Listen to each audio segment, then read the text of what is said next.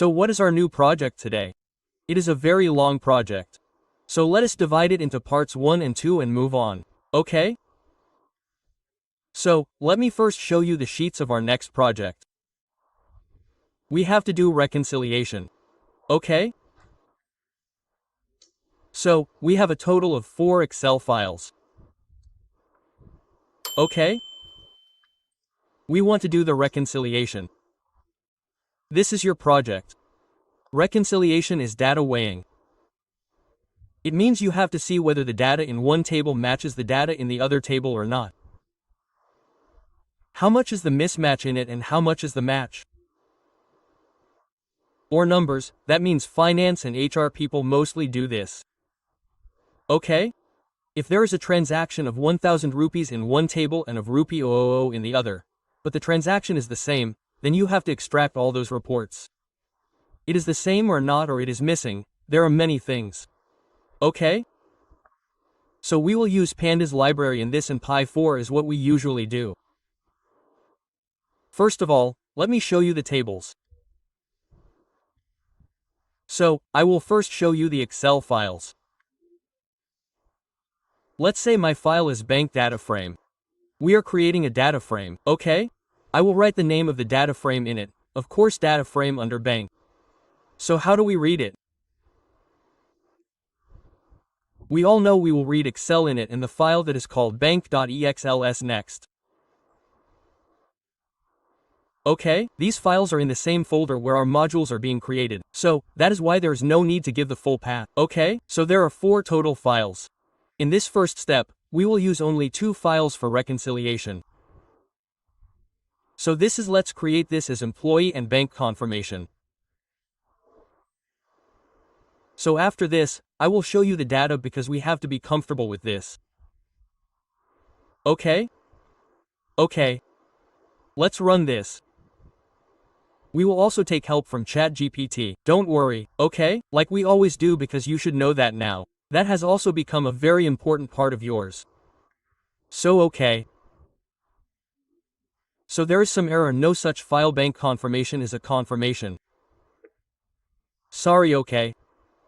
Okay, so errors will come and it is good. They will keep coming. So see this. Now I will show you this data. First you should become familiar with this data. Let me reduce its size a little. See, you have 4 different data points. Okay? Let's do this a little more. Look, let me do one thing.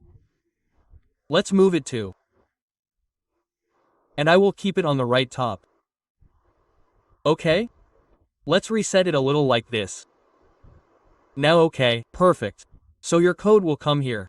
And right now we do not need space for this because we already have the files. So we have the space here.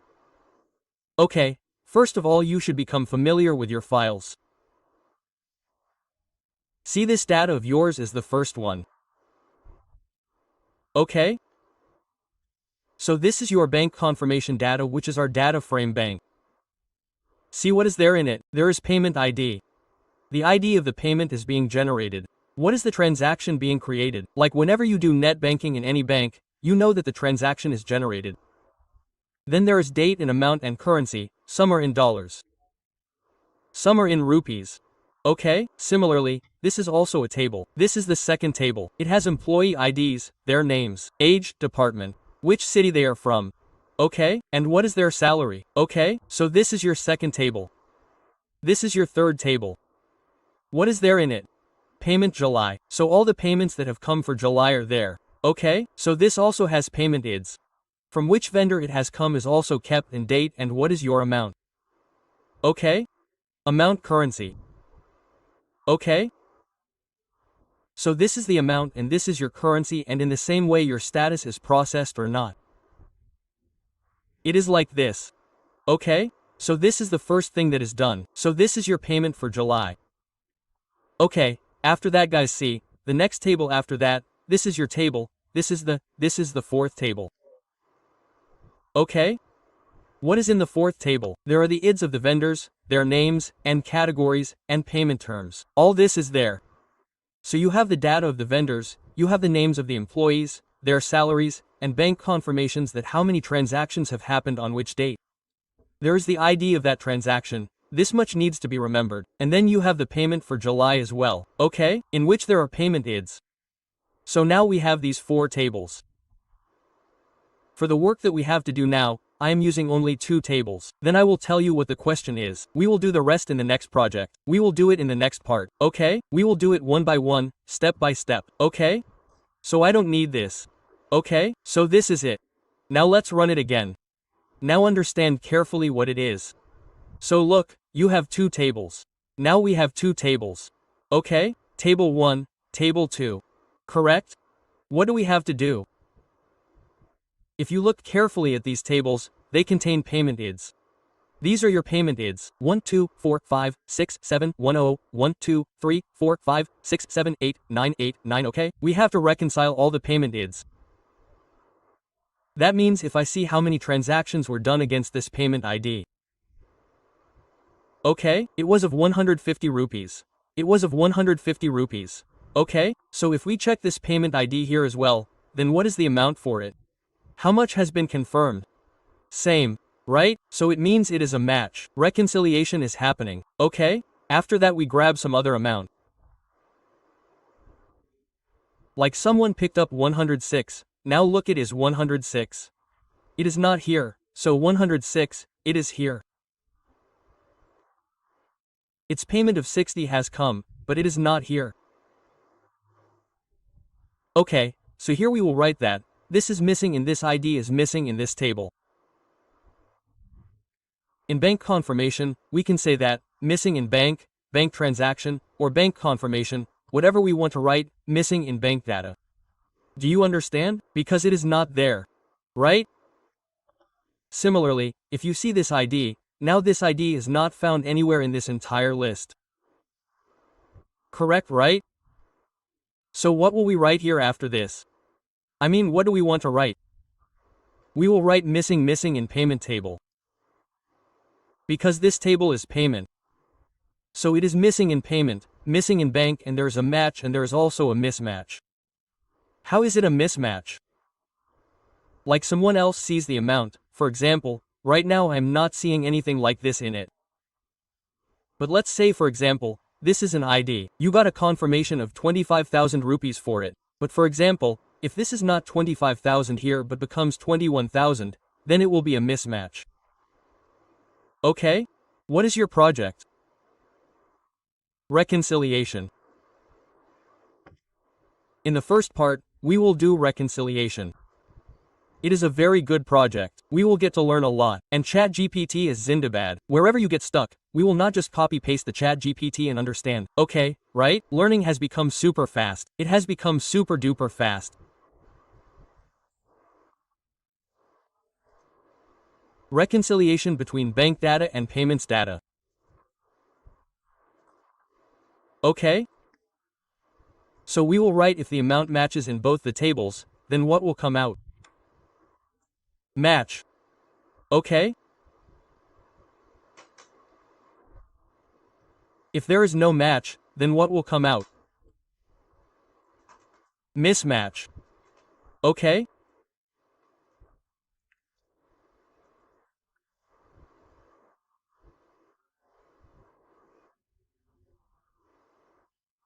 And if the amount is missing, let's say in or instead of amount, we write payment ID. Payment ID is missing in either of the tables, then according to that we will write that payment missing, payment miss, and bank miss. You know, you can write that.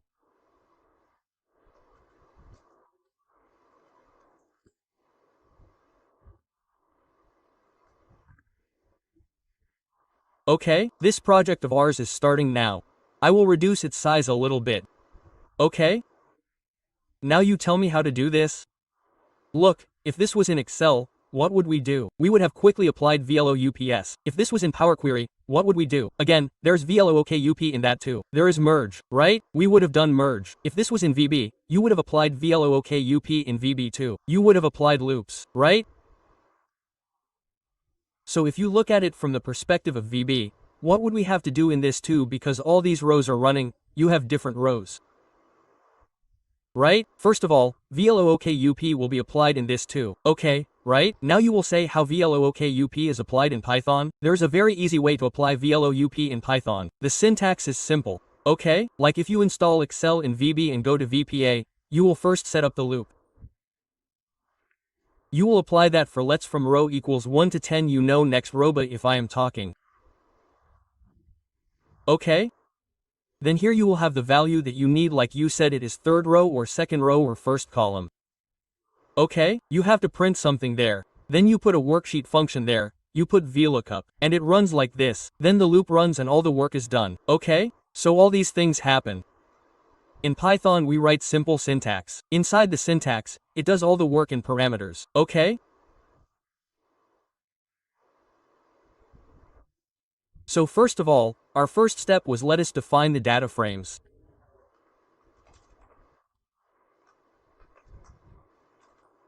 For each Excel file. Okay, all have the same file. Okay, so you can create this date yourself also. Not this, if I do not send the date, oh man, date was not found. What is in it? Make these 4 headers. Put the date below, anything and make it like this. Okay, now ChatGPT has come. Simply copy these headers and say, ChatGPT, I need 6-10 days against the payment IDs. Yes, it has become even easier. Okay, anyway, so see, our first step is done. Now our second step will be, that is what we will apply lookup. Okay, when you apply VLOOKUP, now I'm going to explain to you how we will apply it. So what we are going to do is in funds. Here you will remember in the last project we used concatenate. Concatenate is all about appending, right? You can append the date, but now we have to look up. So we will use merge, okay? Merge with Power Query. You will apply merge. You have to merge, okay? If you see the definition of merge, there is a lot here. There is a lot of things. There is left, right, how. That means how will the lookup be applied? Left will be applied, right will be applied, inner will be applied, outer will be applied, cross will be applied. If you have taken my HQL training, seen my lectures, then you will see this in it there are joins. It is also there in fact power. Okay? That means whatever your table is, whatever table you mention, all the ones on the left side of it or all the ones on the right side of the other table are required. Right? Whatever IDs are there, employee IDs, in our case it will be payment ID or inner, means if we apply matching inner then only the payment IDs in both the tables will come, rest will not come. But we have to see everything, right? Because some IDs are here, not here, but we have to track them also. So that is why the subcent in merge, when we apply week, in this the subcent is ours. How do we apply it? So we will use this in this case. Outer first of all in ChatGPT I will tell you how to work with merge.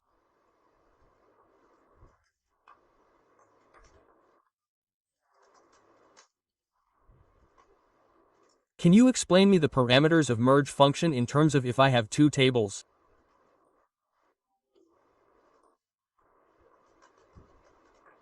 Okay? If I have 2 tables.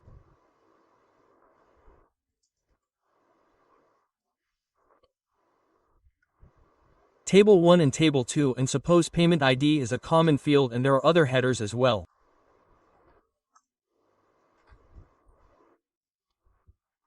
Now we write all of them.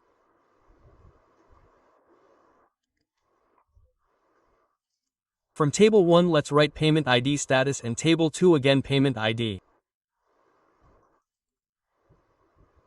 Okay? It is payment ID for example and transaction amount. Okay, I will write this for now, okay? And let's write status also. Let's say status here is not status. Let's leave it. Now you understand carefully. Okay? Let's break down. Now I am telling you how we can do self-learning also. If we have clear concepts, merge is like a SL join. See how nicely he is speaking. Ask Joy. Okay, no problem. Some of you students I don't know SQL, which is okay but it is like Power Query. See left right how left means the first data frame parameters you will use left right. So whatever you write in left and right, you saw here we will use whatever parameters we need. See what was there in merge? I told you there is left and right also, right? Left I mean 2 tables will come, lookup will be done, so it will be done in 2 tables only. So you don't need to write left here but I will write it so that you remember. So first of all let's say my left table will be bank. It is up to you whichever you want to use. Okay? After that, which data frame is our right? A payment. The first thing is done. So now you have to keep in mind that your two tables have been created. Okay? They have already been created, but now two tables have come for merge. Bank is the left table. I am keeping left on the left and your payment table is on the right because your payment IDs are here as well. Okay, right? And payment IDs are here as well. So when you apply join, you will have to tell whether you want only the left one or the right one, or you want overall of both, or you want what is common in both. There are many things. Okay? Second is how. As I told you, you want common. You want left, you want right, outer, the default is inner. If you don't write how, it will take inner and understand it. You want what we want? Outer. Okay. Okay, after that on columns, common to both data frames. You will also have to tell on which field the lookup is being done, like when we do VLOOKUP, then we have the address in it. Yes, we have the address because you do lookup from one table to another, okay? So after on, before on, our next parameter, that is how, we will write that. Okay? How equals to, so I will write outer in it. Okay, after that on, you saw on. On what will the on be done? On the payment ID, okay? On the payment ID, okay?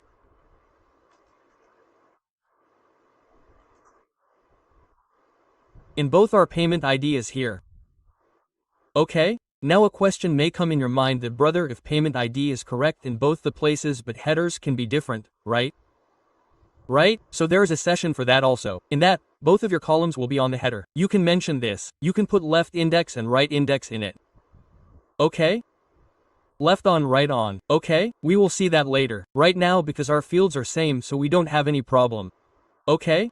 Ours will be put on payment ID. Common IDs. Okay? Left on column from the left data frame to join on used when name differs. See this right on which I told you. So you can write the fields of both by writing left on, right on. Like one is payment and the other is payment ID, then you can write that too. Okay? Suffix, this is also interesting. Suffix to use for overlapping column needs. If by chance in our table, if you note carefully, in this table payment ID is payment ID. So it is used for lookup. Okay? If this is like I am telling again, if this payment was underscore, then you would not have written on. Then what would you do? You would have put two parameters, left on, right on. In left on, your left on would have come. The left table is payment ID, comma, right on payment underscore ID. Correct. Okay? After that, the next thing that we are going to talk about is about SOPs. Look, what is suffix? You have to put it like this. You have to create a dictionary under X under Y. If suppose in this table here, in this table, let's say currency, like this is currency and this is also currency. Right? Both of these are same. So if you want all the data, all these headers and all these headers, then how will you know from which table the currency is coming? Isn't it? So in such a situation where if any header is same, then automatically you can tell it that you will put a suffix behind it. Okay? And you will tell that suffix like this. Like for the first table I use underscore bank. And for the second one we do payment. Like this. Okay? Let's make its font a little smaller. Okay? Like this, so automatically it will give the name behind them. And by the way, single code sing, okay? You can give any name, but I have given the same name, which is the name of the tables, but I have put an underscore behind it, okay? So see, now all your lookup is ready which we needed, okay? Let's see something else. Yes, this is all. Okay? And these parameters, I will copy them for you because if you want to read, then you can read directly from here. Right? Parameters. Now we will store all this information somewhere. So for that I will write the final data frame. Okay? And we print it. First of all we will print this. First lookup will run and then after that our if condition will start. Okay, so I am going to print this. Let's run this. Let's see if it works or not. If something goes wrong then we will see. Okay? So we have error. Can only merge series and data frame objects. Let's extract a single code from this. Sorry. Extract a single code, because this is a data frame, right? So data frames will not work in codes. Okay? Look, this is fantastic. Now let's move these comments down. Let's see in detail. Look, this is what we have now. This is your final output. Look, payment ID, transaction ID, bank date, currency. Did you see currency _ payment, right? Because I told you that currency is the same in both the tables at the top. Now I will tell you one more thing which is very interesting. Look, because when you have more fields and you want to see all of them, what happens in Pi is that it does ... Meaning, there are fields in the middle, but to understand, I want to see all the fields, right? So, for that, because there will be a lot of fields, they will not come on the screen. So, what can you do for that? You can just chat here. DPT, I want to see all the columns. They are not coming right, because we have the last number of columns and it is not viewable. Okay, so what will we do? I am going to copy these lines. I have it with me, so I don't need the chat DPT. So you paste these lines here and set option. Okay? See, this is display maximum columns. Keep it as none. That means how many columns do you want to show, so keep it as none and max will show all the columns, and if you feel that you are not able to see the still in any column because its weight is getting reduced, then you can use this also. In this you can keep 190,200 whatever you want. Okay, so the option is available in the Pandas. As it is, you have to paste it. There is no need to use your mind in this and neither do I have to explain anything to you in this. This is a line for you. See this, are you seeing it? Wow. Sundar ATI Sundar, right? All of them have come, right? Because we have to study now, so it will be easy. Now see, the currency payment has come. There was a currency table and this currency has also come. Are you seeing? Because I told you about currency, right? It was there above as well, in both the tables. So it gets added like this, because then what problem do you have? That you will not know which field is coming from which table. If you want it, if you don't want it, then you leave it. The suffix will automatically put those fields as it is. Okay, leave all this. Now the most important thing is that let's try to see both your tables in this window. Yes, I will go a little higher. See this. First of all, note how many total IDs are there. Starting from 0, there are 10. Whereas here there are 5. This means that all your IDs have been picked up. Because we have applied outer. Okay, is there? Look, there is 1, there is 2, there is 3, there is 4, 5, 6, 7, 8, 9, 1, 0. This 10, you know this 10 is not here anywhere in this entire table, but it is coming, right? Now what will happen is that when this lookup of 10 is done, then whatever headers are there from the first table B910 come after it. Then date of transaction comes, right? Then your amount comes. See, it comes, right? After that currency comes. It comes, right? But this is the table because it is not there. So it will come NN. Okay? NN will come blank. Na means not a number. Okay? In the same way, if you see this ID P106P16, here it is. It is not here. Are you looking in the table above? It is not there, so it means that all these details of 104 must be coming. Look at this. It is coming. Right? All these details come. But here these details, look at these, are you understanding all these ends? So now we have to do this in a simple way. Understand what I am saying carefully. When we apply the loop, first of all we have to cover all these rows one by applying the loop. So for that we have a loop. We will apply the loop. There are many loops. Python has amazing loops. Actually there are many varieties. You can use any of them. Let us see which one we will use. One by one when we use the loop, what will be our objective? If this amount confirmed is equal to this amount. Okay, both have different headers. Okay, amount confirmed is coming from above and this amount is yours. Right? If both of them are equal, this and this are equal. So you know it is a match. If this is not equal, in Python we write it like this, right? So this is a mismatch. Write this thing then another if will be there that if in the first table i.e. currency bank currency underscore bank if it is NN what does it mean? If it is NN what does it mean? It means that this value P13 will be in the bank but it will not be here. Right? So what did we say? Missing in payment. Right? And in the same way the second one will be missing in bank fantastic. Because if currency bank is NA, then we will check. If currency underscore payment, currency unders payment if it is NN, like see this, then it means that this NN is coming in payment. Meaning, it is not in payment, right? So it will become missing in payment. It will become bank, meaning are you understanding the point? Okay, so anyway, look, you can turn them around as you like, I don't care about that. I have to teach you the code. Right? What difference does it make to me if it is apple or orange here? This is a dummy project. What will happen in real life? This I also don't know about your project, right? So this has to be done. Is it clear? This means what was the subcenter thing? The subcenter thing was how to apply how outer in it.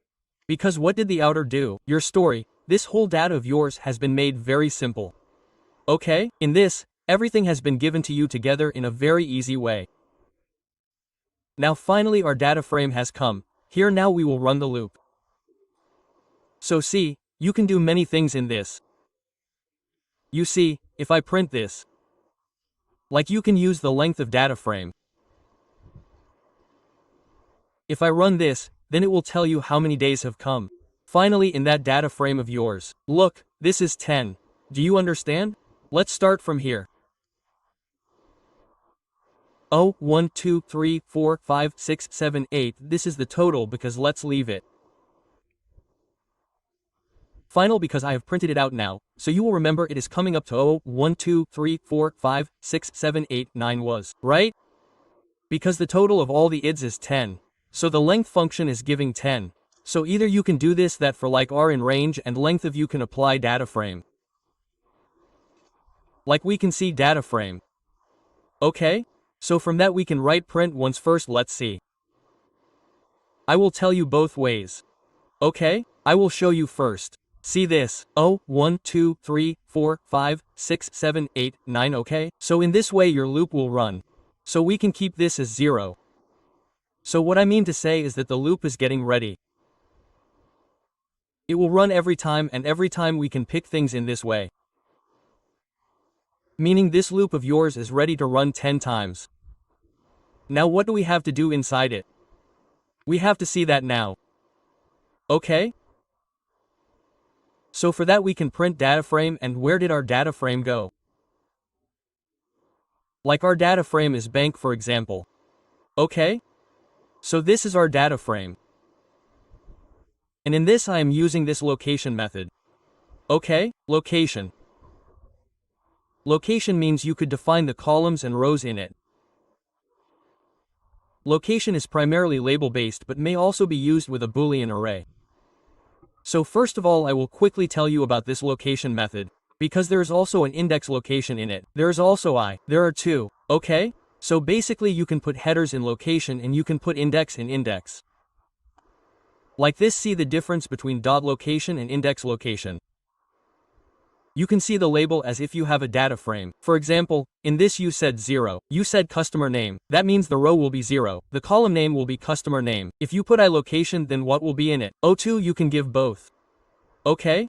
Can mix integers with labels? Yes, but integers are treated as labels not positions. So leave all this aside. What I mean to say is that you can also enter names with location method. Or if you want to give a simple index, you can give that as well. That is up to you, okay? And see in this, if I use the location method R2. So 2 is not a column name, it is a column index number. Location will try to find a column name 2 which you usually does not exist and you will get a key error. So you have to take care of this thing. Okay? That here the 2 location will find the column number 2. It will see if there is a column number 2 or not. Okay? So that is why if you are doing something like this that you are giving the index but you want that while finding it, it should not consider it as a header, then we can use allocation also. Okay, in which the row position will be yours and this will be the position of the column. And at the same time now also see when to use the location if your columns have names, which is almost always the case. So if there is no need for index, you can also use the column name directly. Like see in this we have used our bank column name. So in this case even if the order of the column changes then it will go to a specific column only. It will always go to the bank column and the payment confirmation will go to that only. Okay? So what about R? Because our R is numeric. What about R? Because our R is a number right in this df under sbank.location first of all it will go in square brackets.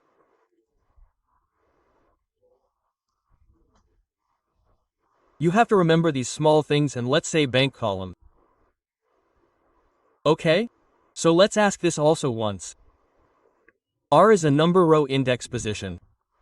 That's why dot location behave differently from what people expect. This is the most of the time this is the method. Okay? Basically we are trying to reach the data frame. Trying to reach its specific column. Studying both by its name or its index. In location row label column label the first argument is a label not a position. Okay?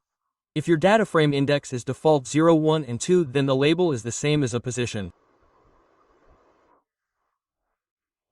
So, this works, but if your data frame has custom index like dates, ids, and starts from 1001, then R equals 2 doesn't need, right? R equals 2 doesn't need third row anymore. 012 it will look for label 2. So, in our case, if you look, we are not using label at all. Basically, because this column of yours here, this is called payment ID. So, we can do one thing. We can also do that because look you are using rows. Right? So to use rows we use index and put R so that this will be our row. Like the first time when the loop runs, there will be 0 row.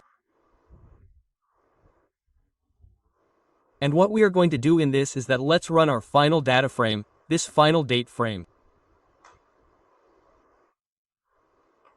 Because everything is in this, right? I will comment it. So let's quickly check the columns of our final date frame once. We can give the column names. There is no problem. So for example, see the amount is confirmed. Okay? So the one for your bank, we have to first apply a condition on the amount confirmed. Amount confirmed and amount. Okay? If both of these are equal this and this.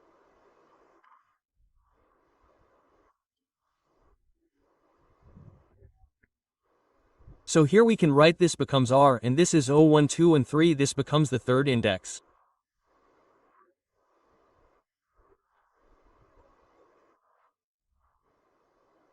Correct. And the second thing is that our data frame will remain the same, which is final data frame and final data frame. Okay? So in the same on the same row, but if this 3 is 0, 1, 2, 3, 4, 5, 6, 7, then this becomes the 7th index. So first we will do one thing. First of all we will see whether it is working or not. Okay, are these numbers coming or not? We will talk after that. And as I told you we will write the square brackets. Okay, let's run this. Okay?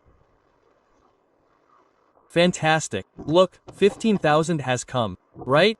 15,000 and then 15,000, 4,200, 4,200, right?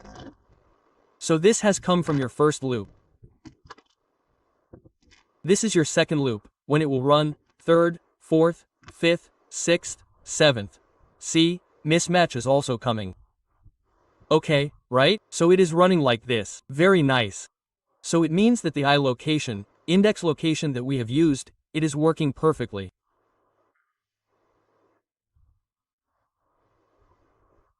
So now we have to do the simple thing that if this is equal to this, right?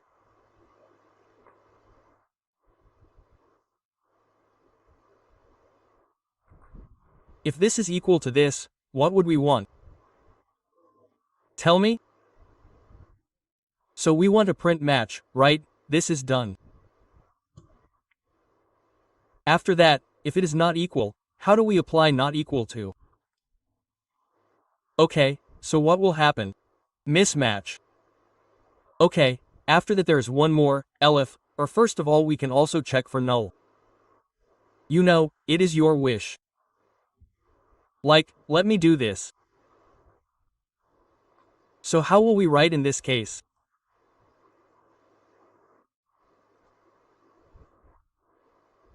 Is na not null?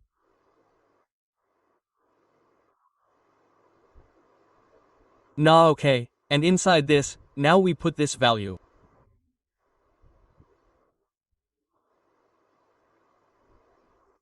A final data frame. Okay, if you remember, the value that was coming to us earlier, while applying a lookup, that value was our bank data. Right? So you can see it yourself. There is no big deal in it now. So for that, we have planned that we will write a missing bank. That data is missing in the bank due to late. Okay?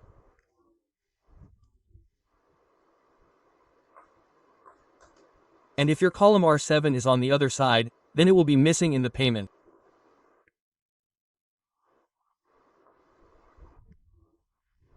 Okay?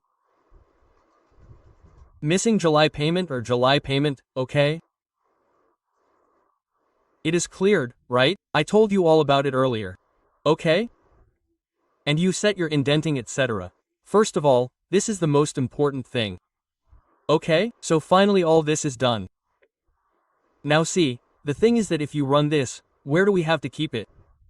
Where is it being stored? It is not being stored anywhere, right? So for this I will create a list. Okay? And here in that list, I will keep on appending the values. Okay? At a time only one will run.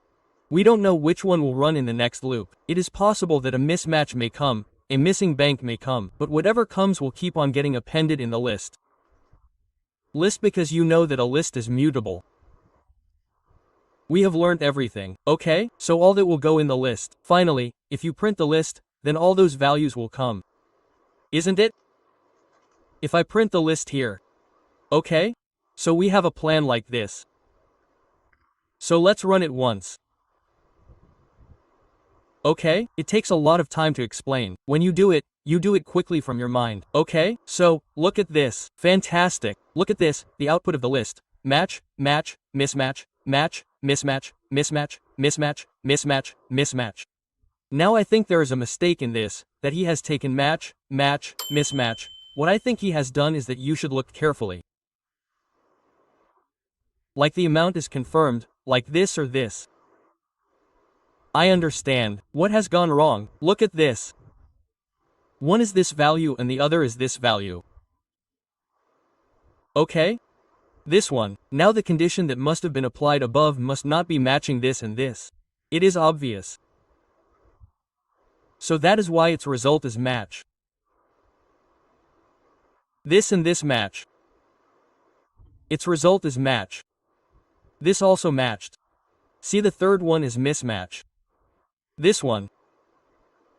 Because it has become nan and 7800, we cannot actually compare it. There are no sold numbers.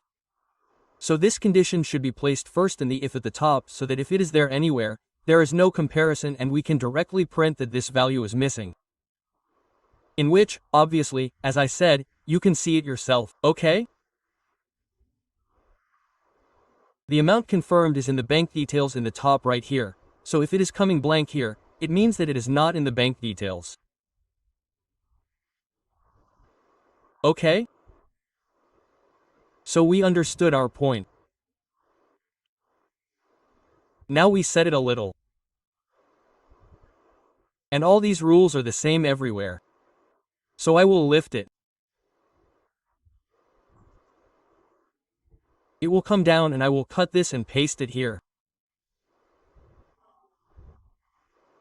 Okay? This and this is if. Okay, right?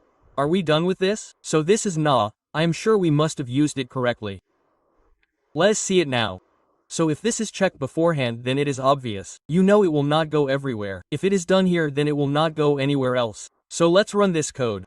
Okay, so we will definitely do all these adjustments, etc. Fantastic. See, it has come, right? See, the missing bank has come. Okay, missing bank. Mismatch missing bank. See, the July payment is also missing. Because he must be picking this one. Yes, very good. Now this is match and this is a list. What do we have to do? We have to take this list to our column. Okay, right? So this data that we have got is the final date frame. So we will simply create a header in my final data frame by the name of status my status. Okay, or status is fine. And you make it equal to list. Okay, and what will happen? It is just simple. It will create a new header in it. And finally we will check our data frame. So I will run it directly on the output. Okay? See this. So let's scroll this. Look, the status has come. Okay, match, fantastic. Let's name it as ID status. Because there is one more status. Or whatever your payment ID is. Okay, see this, are you understanding the point? So in this way you can complete the whole project in this way. Okay, now we can do one more thing apart from this. Like if you are making this loop. Now look, I can do one more thing that I will comment this. We can use this also. We can use another loop. There are many options. Like we can say that for I and Rn, which is your data frame, I am telling you this because it is important. In this you can also iterate rows. Look at this iteration row, understand what does it do? It will take the values of the entire row. Meaning if I print I and R in this row. Now what will happen is that I is for your index. If you want, you can write the index. It will give the index 0, 1, 2 and in R, your entire row value will come. This is also a method. If you run this, now see, this is also a method. Every row is getting printed with your index. Do you understand? This is also a method. We can use this also. See, this is the 0 index. After that, you see the whole of it till here. This is the entire first row. Then the second row is starting again. Do you understand? So we can do this also. So in this case we can do this. Because we are not concerned with the index. We will go directly to the row and the row is yours. This is the entire row which is its value. In this we can use the header. Like we talked about amount confirmed and what is the other one? Amount. This one is the one we have just used from the location. Are you understanding? So basically what we can do in this is that we have created all this above. Instead of this, let me copy this. Okay? And now you don't have to use the index location. We will use R, okay?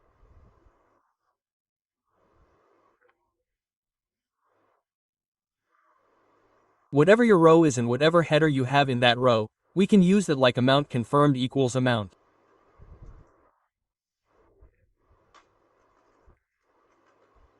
Okay? If this is it. Well, by the way, we will keep n for this. There's no need for this. This is done. Okay? And in this is done, your amount confirmed is done.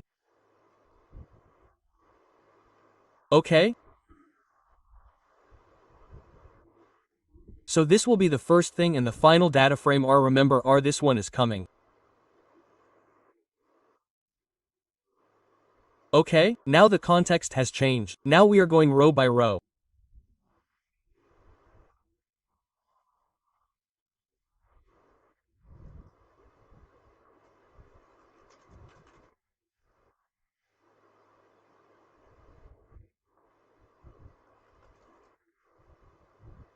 Remember now, forget that like there we are using it as a variable in the way it was numeric range amount confirmed equals amount like this, okay, and not equals not equal like this, okay?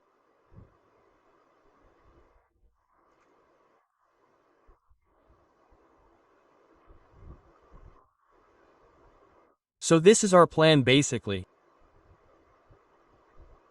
Let's run this.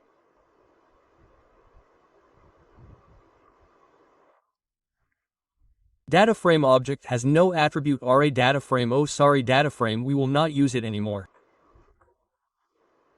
Okay, right? Yes. Because in this loop you are going through the data frame through R, so R is holding every row. So I think this looks okay. We have declared the list as empty. Yes. Let's run it again. Okay. So right now nothing is coming to us. Because those last lines means your code has started running. So, we will just have to write final date frame.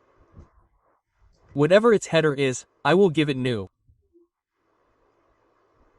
New status, or what did we give? It was ID status, right? That should be equal to list. So whatever is in the list, it will go into its new header. What I mean to say is, print final date frame. Okay? You should not think that if the ID status in the final date frame is going to be equal to the list, then it means that there will be only one column left in the final data frame. No, it does not happen like this. This is the way to write it in Python. If you are writing the ID status and it does not find the ID status anywhere here, then it will create a new column. It will not destroy these. Right? Whatever value is there in the new column, it will give it. It is obvious. This list has as many values as we have daily because there is a loop. This is what it is doing, right? So there will be no problem. So see, finally we have two methods. I have told you. Okay? See this. This is our output. This is our output. Fantastic. Okay, so this is our first part of reconciliation completed. In this